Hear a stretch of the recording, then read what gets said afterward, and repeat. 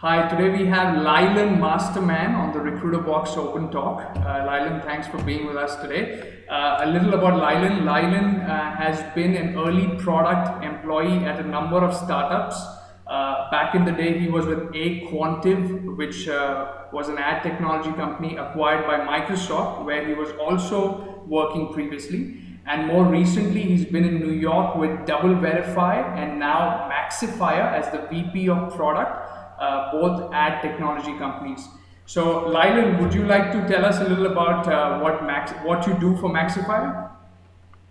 Yeah, so as VP of Product at Maxifier, I manage a team that's responsible for product management, Okay. for user experience or UX, and Okay. also user education and documentation. Oh wow. Okay. Okay. And how big is your particular team? Currently. So my team right now, including myself, we are 7 people. Okay, okay. So, when you're hiring, let's say, engineers for the most part and other folks for the product team, especially being in New York right now, what would you say is working for you in terms of, sourcing? Where are you finding these folks? Sourcing is one of the most challenging, the biggest challenge that pretty much anybody in tech in New York or the Bay Area where I used to live has. I was quoted in VentureBeat around a month ago talking about the challenge Sure. of hiring people. It takes months to find the right people and to be able to recruit them into the company at times because the supply and demand curve for talent is not balanced right now in technology, which is different than the rest of the economy. Sure. And are you finding people being attracted to New York just as much as the Valley? I mean, I know you personally have moved to New York, and it sounds like you prefer it there. But what would you say is the supply scene in New York? Well, what happens is that in the past, if you wanted to be in high tech and you wanted to be part of a major high tech ecosystem, then the Bay Area was your only choice, right? You could live in Seattle, where I used to live, or Chicago, or Austin, and still be part of something and still build fantastic companies, but you didn't have the full ecosystem that the Bay Area traditionally has had. Now, New York is developing that same kind of ecosystem, be it mentors, be it investors, be it employees and talent. And it's because a lot of talent is finally sees that they have a choice between New York and the Bay Area if they want to be part of a big major scene. Sure.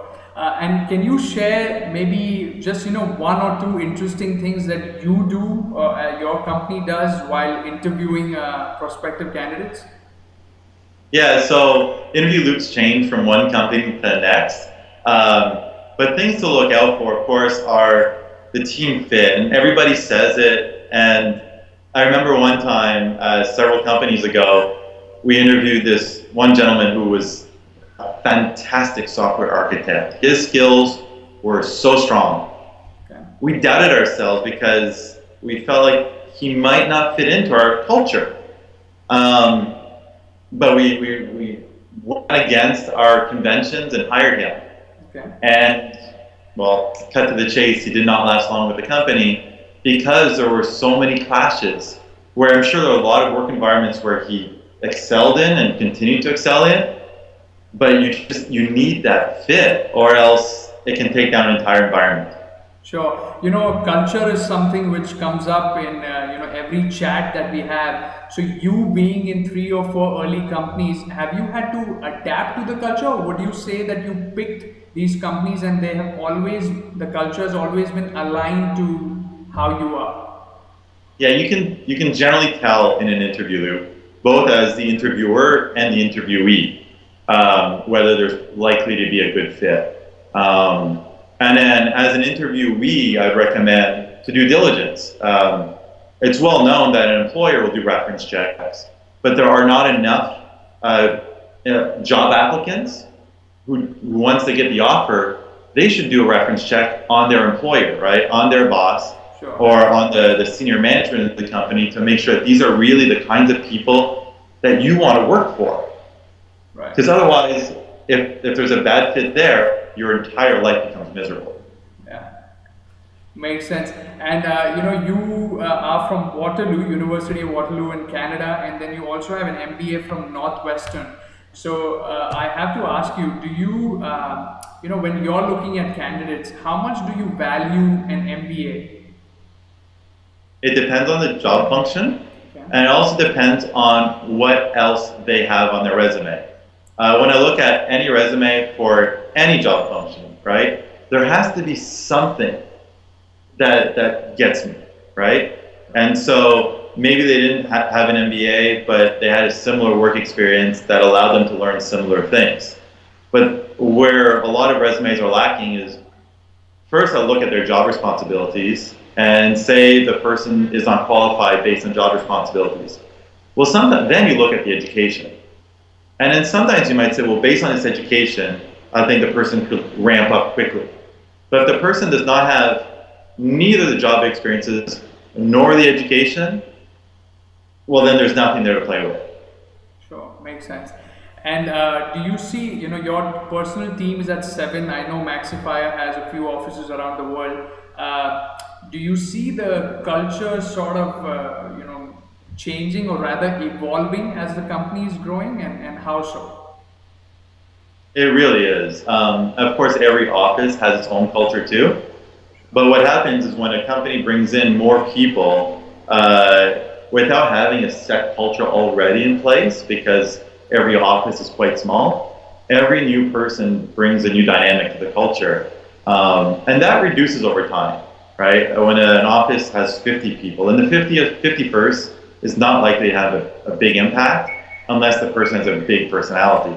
But when an office has 15 people or less or a little bit more, then every new person can really have an impact. Even if it's a quiet person, that person will still have an impact on the culture. Sure. And my final question is, any tip that you have for product engineers or other people looking to join technology companies in New York City? Network.